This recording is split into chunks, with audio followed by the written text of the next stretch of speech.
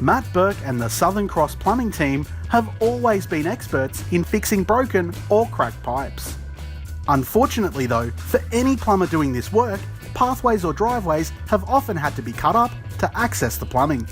However, always on the cutting edge, Matt and the SCP team now have the ability to do a no damage excavation, which means you can get to the problem without cutting through any concrete in most cases.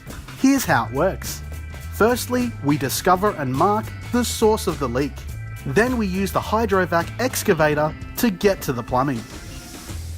Next, we replace the damaged section of pipe.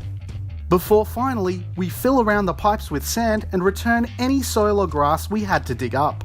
So you can rest assured we'll leave your home looking just as good, if not a little better, than when we arrived.